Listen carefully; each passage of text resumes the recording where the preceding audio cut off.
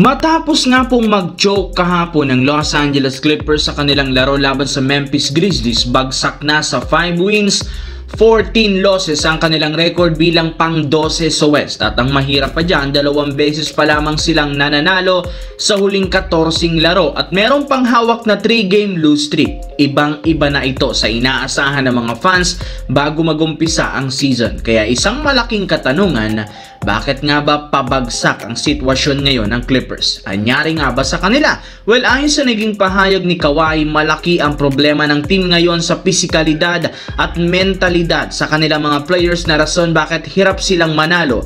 Sapat na rin naman sana ang lineup ngayon ng Clippers, sadyang wala silang confidence at walang momentum para maipanalo ang mga laro ngayong season. As of now, kailangan baguhin ni Coach Ty Lue ang paraan kung paano sila magre-react sa kanilang mga kalaban.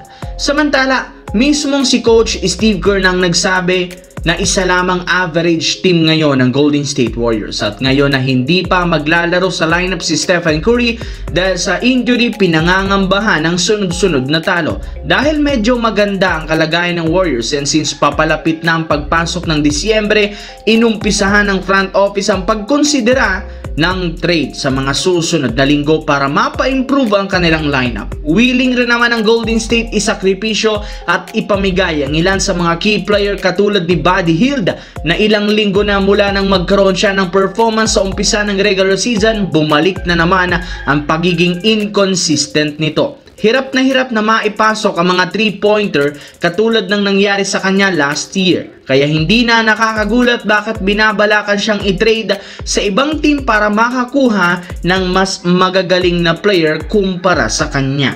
Sa kabilang banda, naging emosyonal si Anthony Davis sa kanyang unang pagbabalik sa Los Angeles sa naging game kahapon ng Dallas Mavericks at Lakers.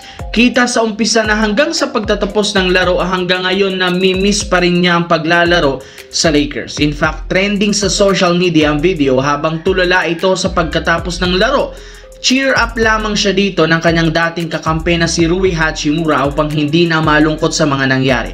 Kahit ayaw man ni Davis ang trade sa kanya sa Lakers sa Dallas, wala rin naman siya ditong magagawa kundi mag-focus na lang sa kampanya ng Dallas Mavericks. Marami silang dapat ayusin na game plan gayong masyado itong denomina ng Lakers lalo na nina Austin Reeves at Luka Doncic. Bukod dyan, pinuri rin naman ito ang ginawang magandang performance ng bagong big man ng Lakers at ang bagong pumalit sa kanya na starting center na si DeAndre Ayton. Kita niya nakabuo agad ito ng chemistry kina Luka, Reeves at LeBron.